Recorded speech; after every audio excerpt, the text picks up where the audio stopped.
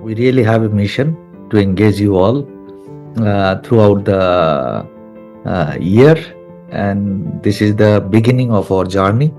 I am Professor Mohammad Nurunnabi, the founding director for Center for Sustainability and Climate at Prince Sultan University, an academic visitor at St. Anthony's College at Oxford, and the founding president and the CEO of the Oxford Impact Group and a NGO Vision for Sustainable Africa. Today, there are 1.2 billion young people and the age between 15 to 24 years, which is equivalent to 16% of the global population. According to the World Economic Forum, this year, 65 million young people, they are unemployed or out of work. Young people are not only victims of climate change. We have to value the young people in a different way. They are the valuable contributors to climate action, agents for change and change for good. I'm really honored and pleased to join you all today. This important discussion, COP16, Global Youth Expectations and Opportunities, together with Ms. Linda Haddad, Regional Project Manager, Arab States Youth Portfolio from the UNDP. Very welcome, Linda. And of course, the global youth leaders would like to hear their thoughts and insights on the expectations and opportunities. We are here to respond to key global challenge. The theme for COP16 this year is Our Land and Our Future. I would like to thank the Center for Sustainability and Climate at PSU, the UNDP, Saudi Arabia, Vision for Sustainable Africa for organizing this Youth Roundtable session. This is the beginning of our journey. We all have to go a long way. Throughout the year, we'll discuss, engage, and communicate with the policymakers. What is your thoughts and insights? History has shown that young people often are the drivers of transforming change globally. It is our responsibility to create conditions to help them driving the change. We need more inclusive and broadly based participation by youth to help build solid foundation for social equality, equity, health ecosystem, lasting the prosperity. Let us include young people in the decision-making process to build a better planet for all of us. I would like to ask Ms. Linda Haddad, Regional Project Manager, the Arab States Youth Portfolio UNDP, for a keynote. Very welcome, Linda. And then I will introduce the distinguished youth panelists. Thank you so much, Professor. Hello, colleagues and youth. I'm really happy to be on this call with you. I'm representing UNDP Global, and we're really looking forward to your insights that will contribute to COP16's fourth Youth Forum's joint statement, which will take place in December in Riyadh, as you know. And we really hope that your insights are able to highlight your expectations, young people's challenges as well, and taking a peek about your reflections on both green employment opportunities in line with COP16's theme. So, as we gather today virtually, it's important to understand for us, for some to acknowledge the role of youth in addressing land degradation, a critical issue impacting nearly 40% of our planet's surface and contributing to severe climate, biodiversity, and economic consequences, as you, I'm sure, know firsthand. Every year, 100 million hectares of land are lost. This is equivalent to losing 4 football fields every second. This generation will encounter challenges within a landscape already burdened by obstacles, as we know, in accessing finance and entrepreneurial opportunities. Its insufficient knowledge and capacity around desertification, limited access to markets, the value chains, and an inadequate participation in policy governance and policy making. The need for action has never been more urgent. If the current trends continue, we know that restoring 1.5 billion hectares of land by 2030 will be necessary for a land degradation neutral world. To meet the Rio Convention targets for 1.5 Celsius climate limit, 30% land and sea conservation by 2030, and land degradation neutrality, funding for nature-based solutions must nearly triple from the current levels, from 200 billion to about 542 billion per year by 2030 to reach 737 billion by 2050. So today, about half of the world's population is under the age of 30, and about 1.45 billion young adults, for us aged 18 to 29, it is estimated that 1 billion young people under 25 live in regions directly dependent on land and natural resources for jobs and livelihoods. Today's young generation is the largest in history and will inherit the legacy of land degradation and biodiversity loss. As young people, you are not just witnesses to environmental crises. You are the agents of change. Your involvement and meaningful engagement in decision making is so crucial for future land use strategies. Now, as we transition towards green economy and the demand for green skills is growing rapidly, it's estimated that by 2030, 8.4 million jobs will be created in green sectors. However, around only 60% of young people worldwide may lack the necessary skills for green jobs in 2030.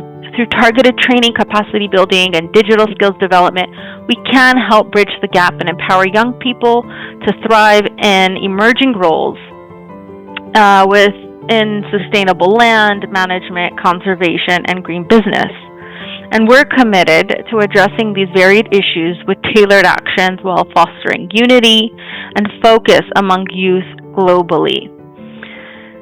Now, I just want to say that we are committed collectively, UNDP, specifically in my case, to addressing the interconnected crisis of climate change, biodiversity loss, land degradation, by delivering integrated solutions and from across 170 countries. Now, we really look to hear your insight that can look like for you as a young person. What does that mean to you? I do want to end by saying we truly believe young people are essential leaders in addressing land degradation, drought, and resilience building. By investing in youth, we truly believe investing in youth leadership. We believe in fostering partnerships across all sectors. And we do really believe that young people can lead in sustainable and resilient development. So we can build inclusive societies and secure a sustainable future for generations to come, but only if youth are not just a part of the process, but leading the process. Not just in the Arab States region where I'm based, but in the global community where all of you are. So in today's discussion, it is a part of our journey, our collective journey towards COP16, and really I encourage active participation, and we really want to hear from you, and we're really appreciative of you joining today. Thank you. Thank you so much, Linda, for your insightful, encouraging, inspiring, and the things you are doing at the UNDP to engage the youth community in the Arab region, and so on. So thank you so much. Well, this year is a very important year, as you rightly mentioned, as per the Rio Convention. Three COPs are happening within 2 weeks gap. COP16 in Colombia in October, late October. Now COP29 in Azerbaijan, UN climate change. And next year, we all are very excited to host and to welcome you all for COP16 in Riyadh for the desertification and land management and road planning. And you also highlighted some of the very important areas, like how youth can be a change maker or the agents of change. So let me introduce the distinguished youth panelist, and I call is a global sustainability and climate family. We all need to work together on this agenda. We have Miss Lydia Evils. She is the CEO and founder of Airstone and ambassador of EU Climate Pact from Belgium. Lydia, very welcome. We have Mr. Tommy Thomas. He is the part of the Vision Sustainable Africa, the founding member, and he is from Sierra Leone. Tommy, welcome to you.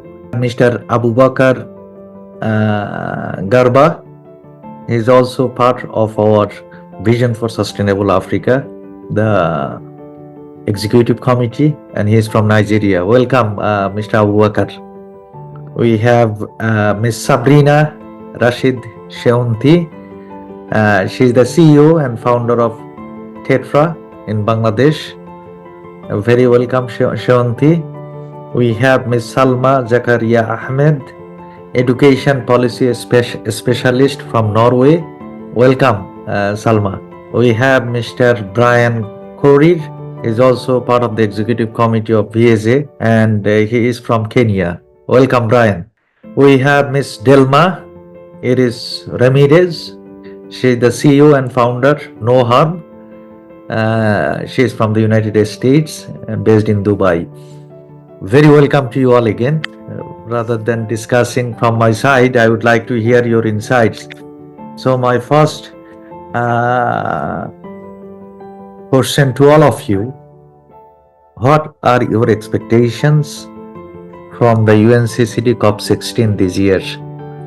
So if I can ask Lydia, what is your expectations this year, Lydia? Thank you, Professor.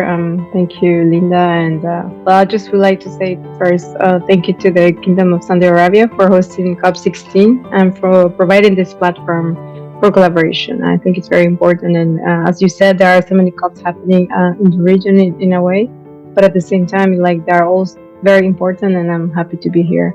My expectations, I think I would like to emphasize in the particular point where the role of the youth, as you mentioned before, in this mission of the transition and everything.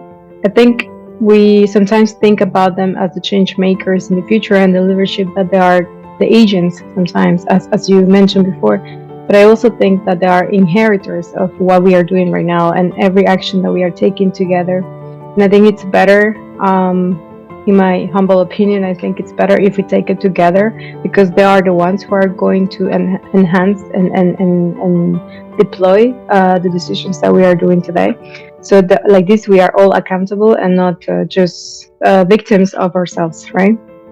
So my expectations is that everyone that it's needed to be included in the future expectations. We recently had a keynote from the president of the European Commission in the Future Forum, where it was mentioned these specifics where we are all responsible of exploring the future. And when we think about that, it's the youth, right? So, but at the same time, it's the youth that is being formed today. So the fact that they need to be included in the conversation, I think is very important. One, for accountability, but also because the responsibility also has the benefits and the fruits of the benefits of that. So we hope that all the people that need to be in the table are in the table, and this is one of the platforms that we see it happening. We are so diverse from different places, and I think you, Professor, as a friend of all of us, has done a very good job, and we appreciate being here. Thank you. Thank you so much, Lydia. Abu Bakr, what is your expectation, Abu Bakr, from Nigeria? Good afternoon. First of all, also, I'd like to say a very big thank you for organizing this, and also for the host nation of COP16 Saudi Arabia. I have the pleasure of living in Riyadh for now. So it's an incredible, everybody who's been here knows Riyadh and Saudi Arabia is transforming to become the new center of the world. And I think it's an incredible honor and privilege to be part of this transformation. And with regards to COP16, so I would say one of my kind of expectations, or rather what I would love to see at COP, is generally a shift in the perspectives and kind of framing of how we frame dialogue around continuity, accountability, as well as coordination. So what I mean by continuity, I think, Linda mentioned earlier, the Rio Conventions happened about 30 years ago. So I think over these 30 years, there's been a lot of discussions, there's been a lot of elaborations. We have demonstrated extensively as a global society that we have an understanding of what are the big pictures, what is the big issue. So it's just a matter of how do we get into the nitty-gritty and implement all of these pledges and commitments and projects that we've been discussing for the last 3 or 4 so decades. Which brings me to accountability also. So over the last couple of years, and we've seen this in all of the recent COPs and the different conventions, so many pledges, so many commitments, countries, organizations say, we will. In 2015, we saw the Paris Landmark Agreement. We decided to mitigate, to put a ceiling on the raising temperatures to 1.5 degrees. But according to the Climate Action Tracker, not a single country is on track to be compatible with this. So I want to see more of this discussion. So how do we hold each other accountable so that we don't fall off the bridge completely? And then in terms of coordination, so I would expect to see, like you mentioned, there's been 3 COPs happening within the span of 6 weeks. This presents an unprecedented kind of opportunity for coordination to capture the momentum from Cali to Baku and to culminate in Riyadh. So I expect to see we take advantage of this momentum and take some of these conversations that have happened in the previous 2 COPs and culminate them into something tangible at the end of the year. And then kind of finally, to summarize, I'm reminded of an old African proverb that we have. So when the music changes, we must change our dance. So just 2 days ago, we saw the United Nations Secretary General in his speech at the opening ceremony of the COP29. He mentioned how the sound that we hear is a ticking time, and we have run out of time. This is the time to deliver. This is no longer the time for discussions. So I think this ticking time clock is our music, and I expect to see that we will dance according to this music at COP16. Thank you very much. Thank you for Abu Bakr for your expectation on the music and dance. Yes, we all will be part of this, and that's the platform you all are here to work together and to move forward. Delma, Iris Ramirez. Delma, what is your expectation? Thank you, Professor. Again, I'd like to echo my colleagues in thanking you and the Kingdom of Saudi Arabia for giving us and putting this platform in collaboration with the UN. I think, if it's not for the spreading of these ideas, then sometimes they won't get heard, right? They'll be overlooked. My expectations are really two of them, and they're coinciding. Coming from a tech background and running a tech company, every day I see talent, young talent. As a matter of fact, my developers are very young. They're in their 20s, but they're brilliant. They're AI developers. And so what I expect from this COP is the integration of young talent. I think one of the pillars coming out of COP16 is indicators, right? Measuring desertification, measuring biodiversity, measuring the impact that we're actually having through our supply chains and nature, right? Nature-based solutions. And a lot of the people creating these standards are, let's say, the elderly, right? When in fact, in technology, firsthand, I get to witness that youth actually carries that talent and has that vision. And so I think integrating young talent into innovation for the development of technologies and entrepreneurship and indicator measurement and tracking is something that I would love to see, because the talent is out there. It's just a matter of giving them a seat in the table. Thank you. Thank you so much, Delma. Sabrina, I think you are living in Canada and from Bangladesh, so you can bring the perspective from Bangladesh and also from Canada. Yeah, what is your expectation, please? Yeah, thank you, Professor, for the question. And I'd like to express my sincere gratitude to the organizers of COP16. And it's a true honor for me to be here today.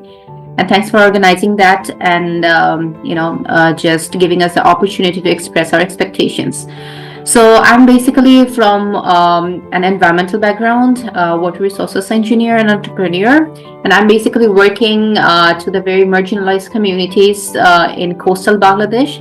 That is one of the most vulnerable zones that is susceptible for the climate change.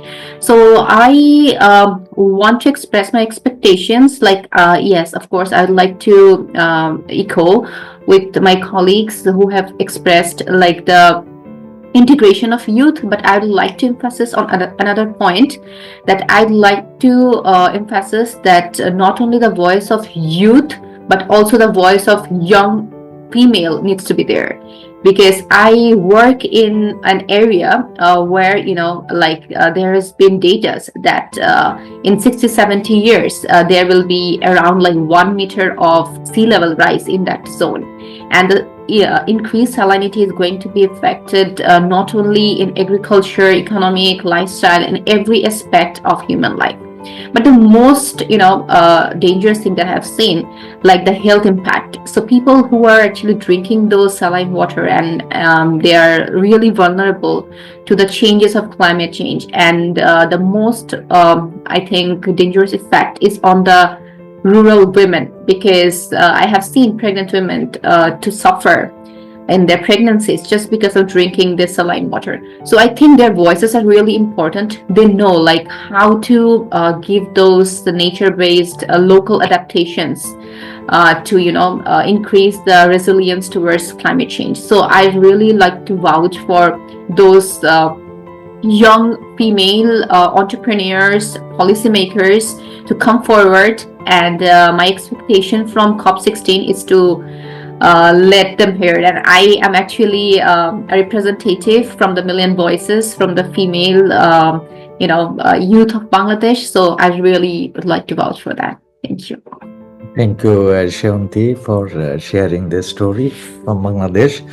I would like to hear from Mr. Tommy. Tommy, what is your expectation from Sierra Leone? Good afternoon, everybody.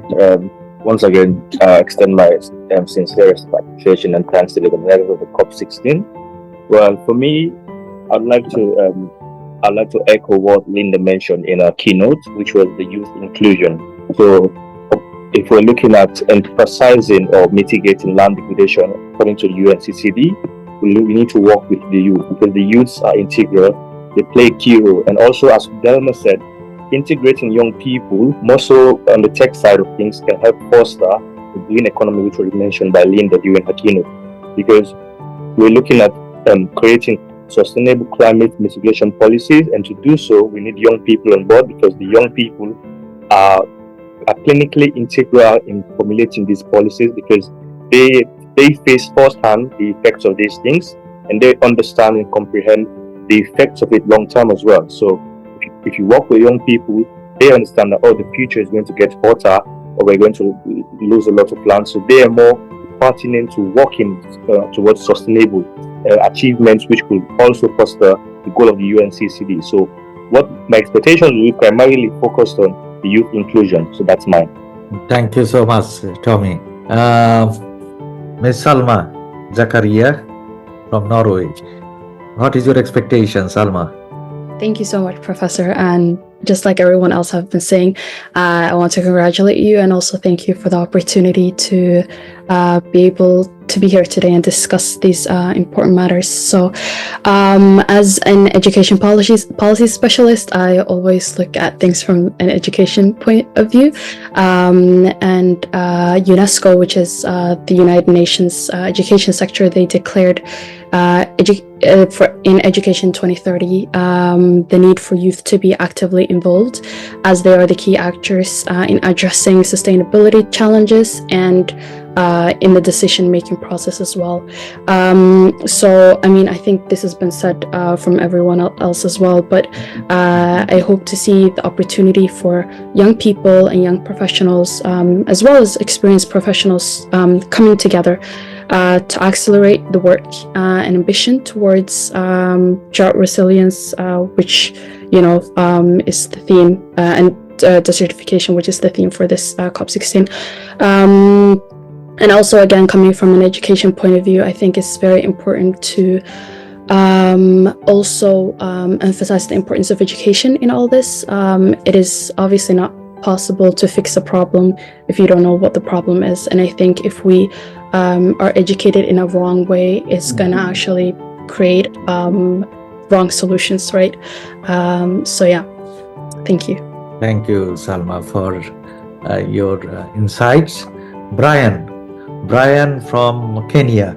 Okay, thank you, Professor. It's a privilege and honor to be part of this discussion. So for me, I see this as a great opportunity to jumpstart a momentum of great reset as far as our views on how we can finally combat desertification. So that is one. I see it also as an opportunity, like where the countries, industries, and businesses can finally move together on this matter. And lastly, just as Delma has said, the good thing is we have science, technology, and innovation. So I'll be looking forward to how we could use this digital technology, especially AI and ML, to finally measure specific metrics and indices for any sustainable solutions. So it's good that we are all working towards building a vibrant, resilient economy with the environment and climate as its foundation. Thank you. Thank you, Brian, and I think Linda can also shed the light into the conversation. The UNCCD has the STI working group. Maybe the youth may be engaged to be more inclusive in this process and so on. Well, now we would like to hear some challenges. So I would like to ask all of you, what are the key challenges in your country's youth community in terms of sustainable land management, desertification, education, skills, engagement? Thank you, Professor. We love challenges. We rephrase them as opportunities. Some of these opportunities that we're seeing is going back to my colleague Salma on education and the importance of that. Sustainability as a whole is a long-term process, as we all know. And when it comes to nature, that extends even longer.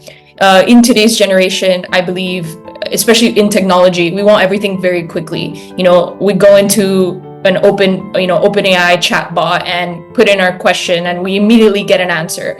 Nature is not like that. And in order to be able to progressively, continuously innovate, reiterate, and actually create an environmental positive impact, I believe education is at the forefront of that, and patience, right? So tracking metrics, but educating people that this is not an overnight success. Nature takes a while to heal. So I think this is a challenge, but an opportunity as well that we can tackle with the proper education, engagement, and inclusivity of all stakeholders involved. Thank you, Derma. Abu Bakr, what are the key challenges for the youth in your country you face in terms of the sustainable land management, desertification, education, skills, and engagement? We have the last question for the opportunities, so we want to hear the challenges first, and then we will extend to the opportunities later. Yes, Abu We Bakr. is linked, and we have to rephrase them as the mentioned. But yeah, again, I think for me, it's about accessibility. So it's about access to information. It's about access to kind of agency, because when we talk about land, as the motto says, our land, our future. So without ownership of this land, essentially it means we don't have ownership of our future, right? And we don't have agency in how to create this.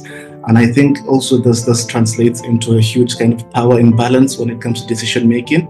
So because a lot of the youth don't have the capacity. So I don't know about you, but like the youth can't keep up with inflation in my part of the world, and it just becomes virtually impossible to own just a plot of land for your house, not to talk of something that has a larger scale in terms of the kind of wider urban context. So when I, for example, engage in a lot of afforestation projects, we have people that are they want to plant as many trees, they want to convert kind of land that has been lost to industry, to agriculture, to oil exploration. But it's because these lands are not accessible in terms of kind of ownership, in terms of decision making. So it becomes like a huge barrier, a huge challenge to implementing positive things. And then so kind of even within the context of this youth access, there's also, again, it goes back to kind of climate injustice, right? So the global climate change doesn't really have recognized the political boundaries that we do. So just because, we have energy poverty in some parts of the world, and we tend to use firewood, which leads to deforestation, which leads to desertification, to compensate for energy poverty. The energy that we end up kind of burning will affect climate change in parts of the world that don't use the same kind of inefficient energy, right? So without these types of access to decision making, to be able to implement positive things, I think it just becomes really impractical. And then kind of finally, it's about also access to, it's all interrelated anyway, access to climate financing. So for example, in Nigeria, we want to have access from the World Bank, from the UNDP, from all of them, sorry, the UNDP, I was just saying Linda on my screen, but from the organizations that have these finances, right, but we don't get them because we don't have maybe the necessary leverage or whatever. And then you tend to have these, kind of European countries with a lot of leverage that exploits the gas and energy sources in Africa to be able to develop. So the thing is, if we don't look at climate finance as a kind of a charity, but it's more of an investment, because Africa will develop with or without help from the global north. But it's better if we have the access to the green finances now, so that we can develop in a sustainable way and not cause kind of the damage while growing. Thank you for highlighting some of the challenges for your country and African region. Lydia?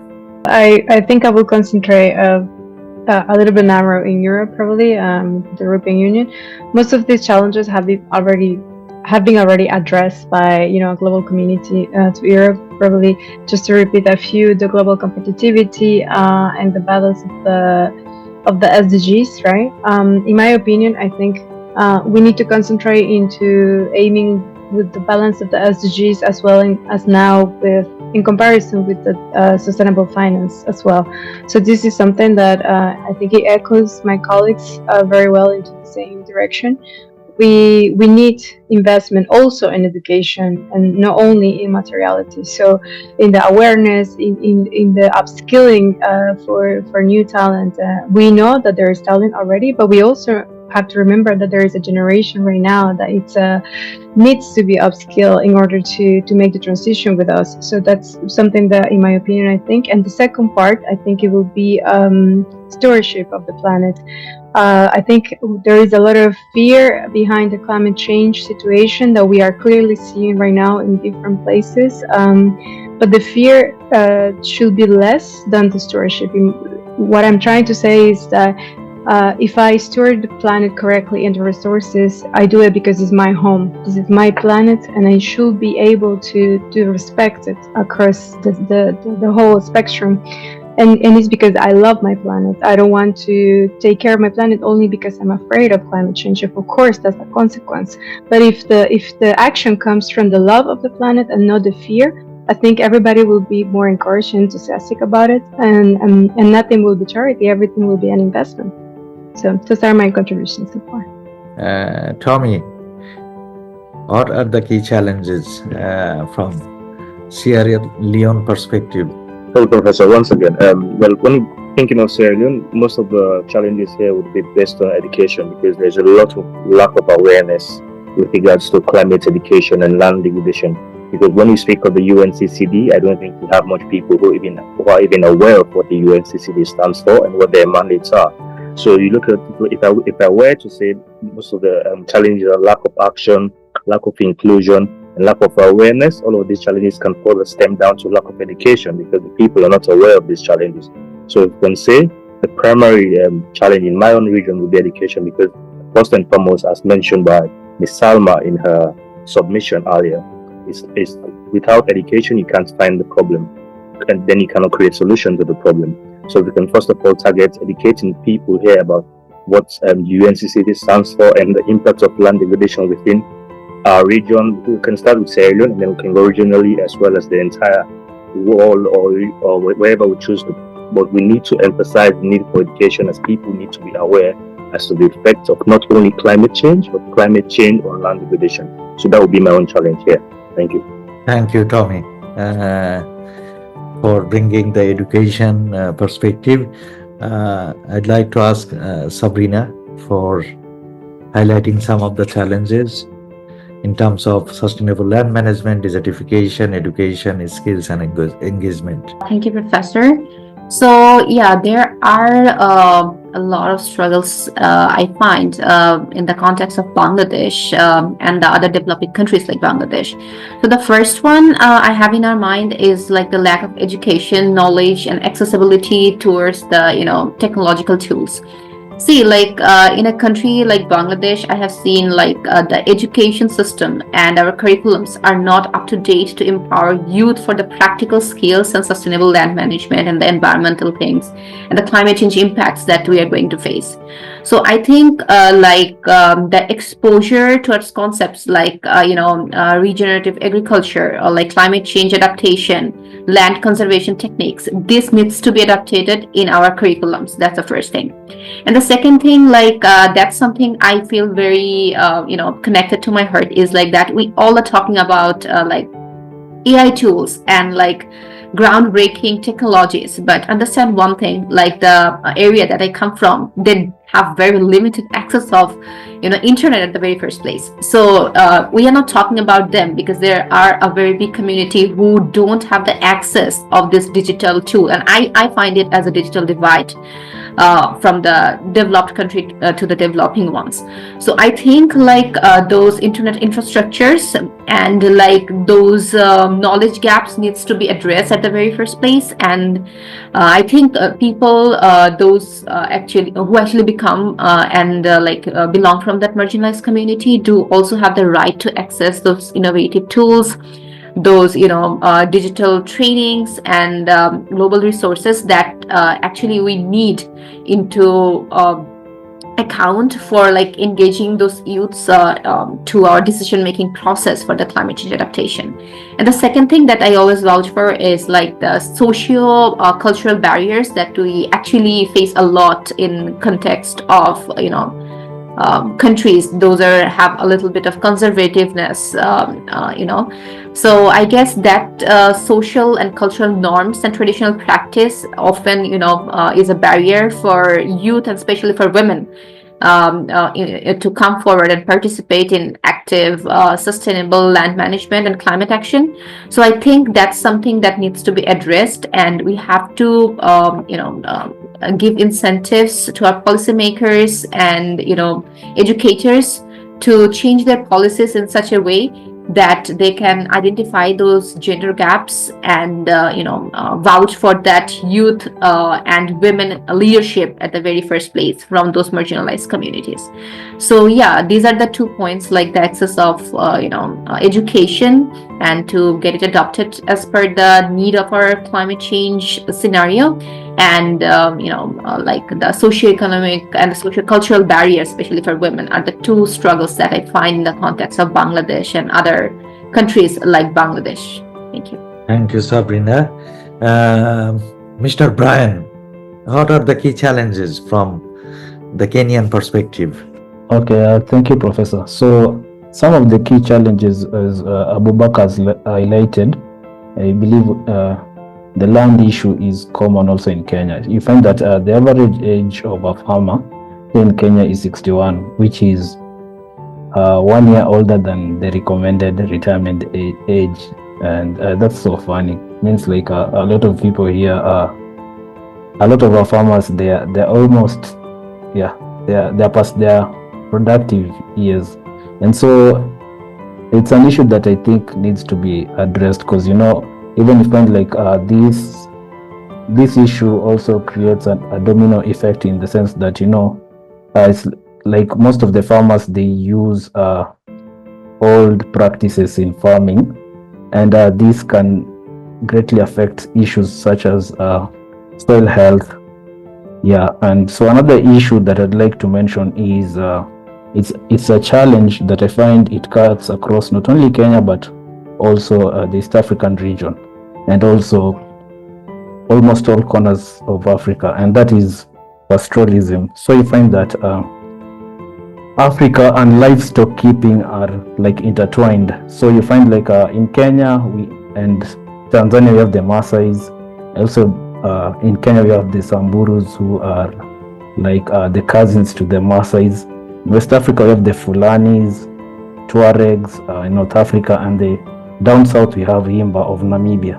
So you find that the economic value of the pastoral communities is a significant one. In Kenya, you find that they contribute about between 10 to 44% of GDP, and approximately like 1.3 billion people are affected directly or indirectly by livestock value chain. And so when the issues regarding climate affect the pastoralist, you find that in Kenya the GDP is really affected. So the loss of livestock and other things like really affects our people. And so there is the need to like find a way to build these people, like develop the resilience around their common way of living. And that's why I'm thinking about of having communal ranches that can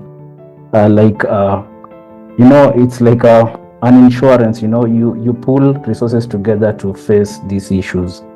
And so later on I'll highlight the opportunities.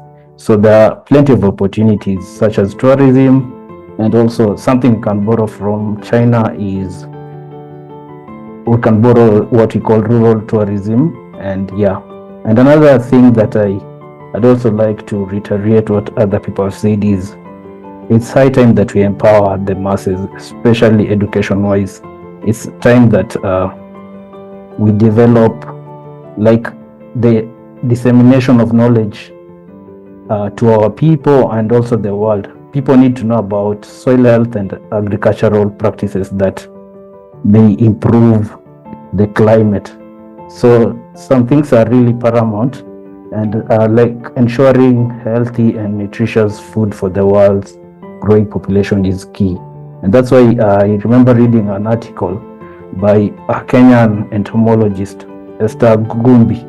So she was talking about the need to watch out on the soil health of the soil that we are planting.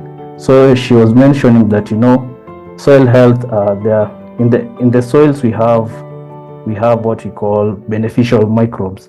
And so if the community and the world can be able to know about this issue, like you'll find that we'll be able to produce quality crops, and also like the plants through the beneficial We'll microbes. come back to you again because we have the limited time, Brian. Okay, it's okay. Thank you.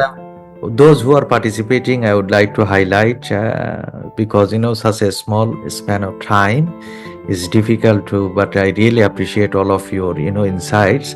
We are finalizing a survey which will be distributed to all the global youth community in the during the COP16.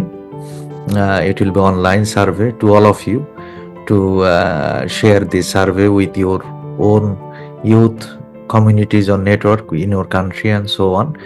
And we will try to collect the global youth insights and their reflection, and then we can coordinate with the policymakers. And since Linda is here, and we are grateful to UNDP for collaborating for this survey as well. Well, Salma, what are the key challenges? Thank you, Professor.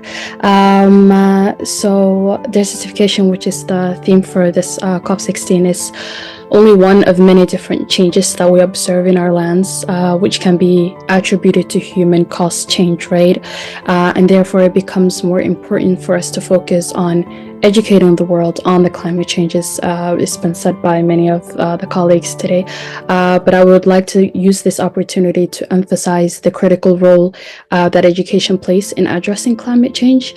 Climate change exacerbates poverty and inequality, and poverty and inequality are also closely linked with education as well, right? So climate change education, it helps people understand and tackle the impact of the climate crisis, and it empowers the youth that we've been talking about with the knowledge and skills that they need to be able to act as agents of change, right?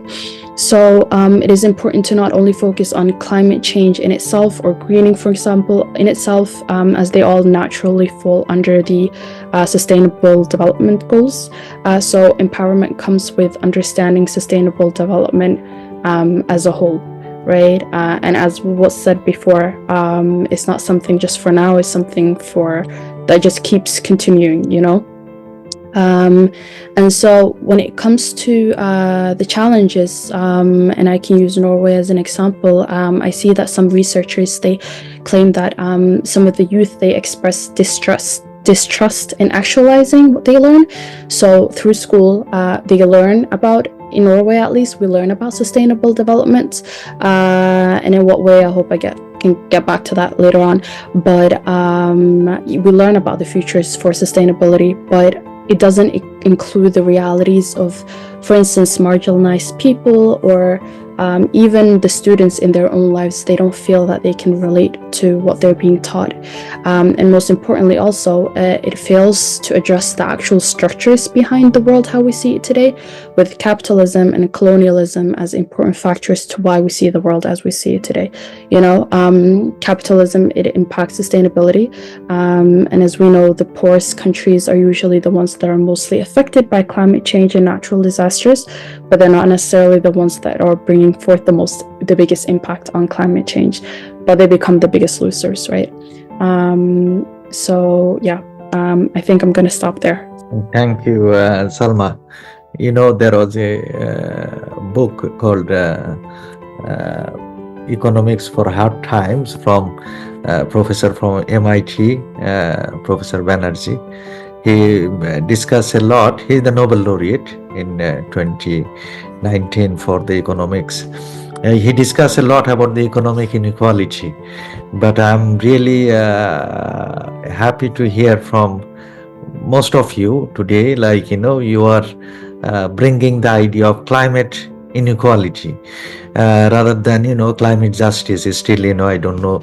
But bringing this area, I think it is very important, especially the youth mind you are bringing is very, very important agenda for all level of policymakers globally, right? Well, the last part of the session, we would like to be hopeful. You all are here. What are the opportunities and how young men and women should come together in this global agenda to contribute, to be part of this, and so on. So I just changed the, you know, the sequence. Sorry, I apologize. When I ask somebody first, don't feel like, you know, I'm asking. So it's sometimes I ask X first question and then Y in the last question, something like that. So if I start with Abu Bakr. Thank you very much for the opportunity. I think, yeah, for the opportunities, to talk about the opportunities. I think, yeah, one of the most important kind of things to leverage, as we've heard about, is technology. So I think the internet as a particular technology allows us to live in this kind of global village. So when you have access, you can learn from each other in real life. And I think there's something unique about the experience of youth with climate change. So we tend to have a much deeper, much personal interaction in terms of the impact of the different catastrophes that we're facing that has been caused by human action on climate change. So I think the internet and technology allows us to synthesize this. So the COP16 in Riyadh has this platform to be able to do this. And I've noticed from all of the communication that there's an unprecedented engagement of different CSOs and different NGOs, mostly led by youths and younger people. So I think this is a very good initiative. And then kind of finally just to be the opportunity to be able to communicate and to educate on the severity of the issues. So for example, some of the people that Sharma was talking about in Bangladesh they sound very similar and familiar to some of the communities that we work with in some parts of Nigeria. So these are people that, when you talk about sustainability, resilience, afforestation, these are not just some fancy words for presentation. It's a matter of life and death. If you're not sustainable, you die. If you're not resilient, you die, because that's how severe and serious the issues are. So I think there is an opportunity to be able to showcase that and to communicate this so that we can, be able to act accordingly. Salma, yes, what are the opportunities? So I would like to go back to Norway because that's the place I know. We have created a reform in our education since 2020. So it's been going on for 4 years now to create a framework for sustainability to permeate in all aspects of our education. So it includes values such as critical thinking, respect for nature, and environmental awareness. So this is called the objective class that expresses values that unite the Norwegian society. So these values are supposed to be foundation for all activities in school and all subjects in school, whether that be gym or maths or English or Norwegian or any other subjects. So sustainability and the work on sustainability is not a separated issue. It is something that permeates all aspects of our lives, and I think therefore it should be shown that in our education as well. So it should be treated like that, and therefore should permeate in all aspects of education. And I think that's one thing that Norway has been able to do through the reform of their education, and I think that's a really good thing that they've been doing, and I hope that it shows in later years. Thank you. Thank you, Salma, and thank you for the insights. And you are absolutely right. The biodiversity, desertification, land management, the climate change is all are interconnected. We cannot separate this is number one, number two. So all are very important in the whole agenda. Delma, what are the hopes, opportunities? Thank you, Professor, and excuse my earlier response on changing the challenges to opportunities. As an entrepreneur, I think I'm very biased towards action and positivity and innovation. With that being said, I think the biggest opportunity amongst them all, in my opinion, is community. And again, being very biased towards action, I'll leave the audience with a takeaway. I'm sure many of you use Google as a browser, maybe Safari. There's various others, but these are the most popular ones. Firefox, etc. There is a browser called EcoZia, SIA, where every time you search, they plant a tree. So they've planted 219 million trees. As we know, technology is great, but it has an impact. It has an environmental impact. So does AI. All of these technologies consume energy. So in my opinion, for example, this technology, this browser, is a community of people that say, hey, I'm going to use this browser to create a positive impact in the world. And so again, this is choice. And in my opinion, the power of networks and community and this platform itself, right? So thank you, Professor, so much for this opportunity, because together we are stronger.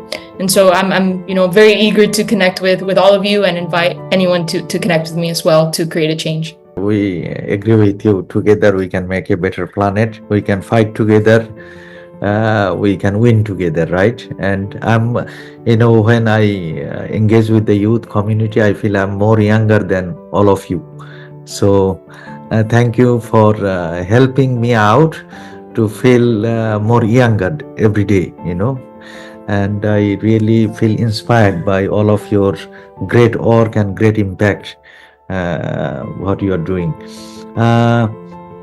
Sabrina, what is your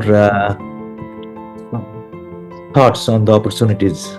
I would love to say that as an water entrepreneur, I have worked closely with the marginalized communities in Bangladesh who are kind of the worst sufferer of climate change.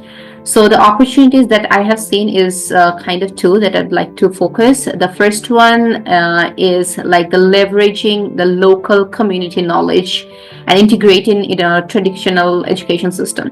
So I have seen while we started, talking about like the problems. So this coastal communities has been living with that for years, and they are naturally adapting with these natural disasters and the resource management. So if we can integrate those knowledge base in our traditional education system, there I can see one opportunity. And the second thing is like harnessing the power of technology. Like we have a lot of digital tools right now, like AI, GIS, drones, and etc. So if we can provide those technological advancement and train our youth to, address those issues and use those local community knowledge into the traditional education system and policy making, I guess there is higher chances of solving those climate issues in a better way. So I guess integration of those local knowledge and technological innovation and youth energy together, I guess, has a better chance of solving this problem together. Lydia. I advocate a lot for SDG 17, which is partnership and collaborations, and this is the type of platform that those are the good consequences of that. And but I also have another message behind that. It's like start home. It's very easy to say to someone very far away, you have to start doing this and this, because like this you're gonna be better, or you're gonna help us creating something else. But when you start home yourself as a person, changing your habits, changing the way you live, etc., and eventually that progress into a testimony of who you are, eventually your neighbors and your community, as it was said before, then it creates a domino effect across the world. So those things is like think community, as it was said before by our colleagues.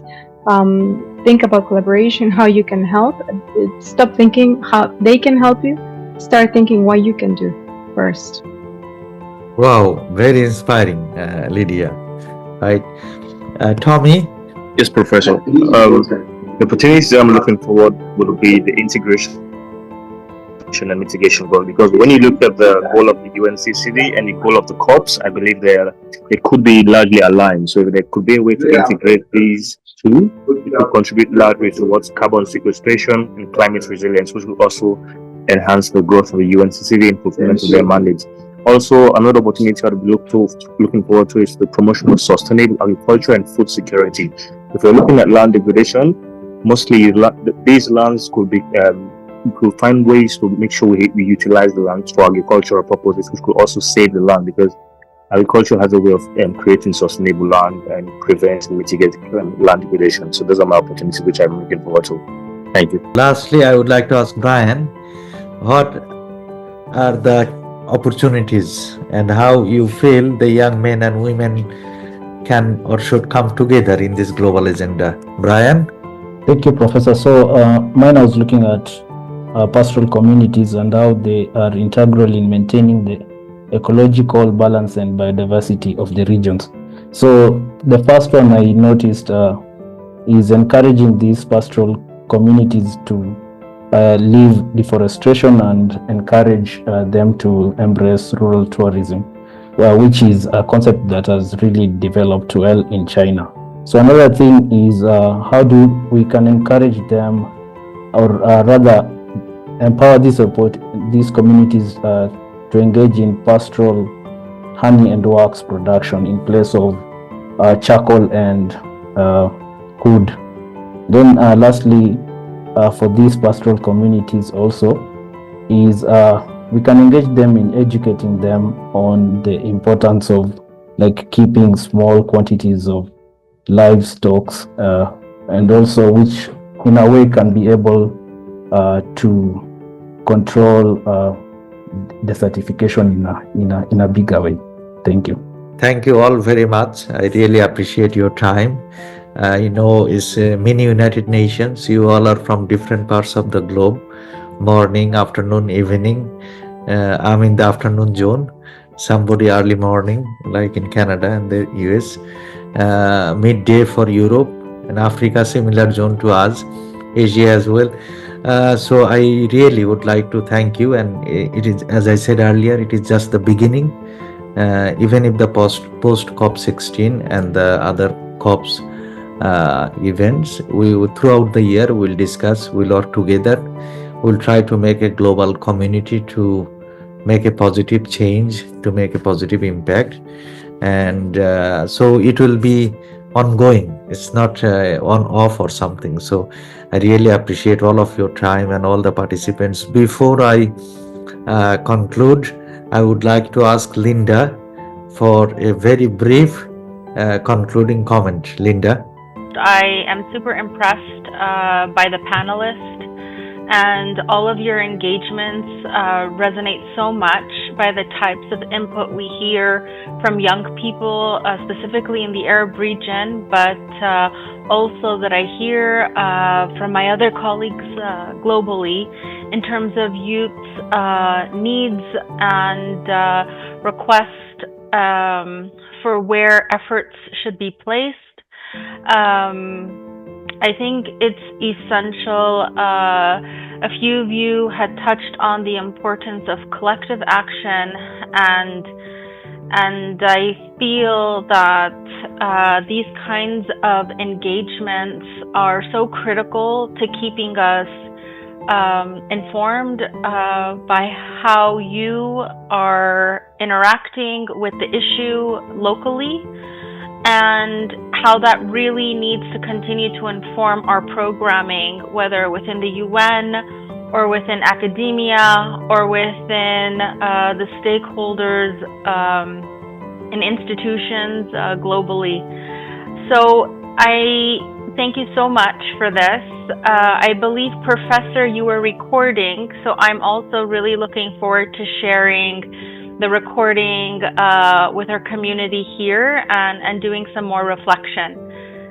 So thank you, and back over to you, and really nice to meet all of you guys virtually. Thank you so much, Linda. We need your support to work together and to bring all the youth communities and to discuss this particular agenda, on an ongoing basis. Really appreciate you all. Thank you all very much again. Be sustainable, be happy, be smiley, whatever you do. And together we really can make a change and we can make a better planet. Thank you all very much, and welcome to you all from Saudi Arabia.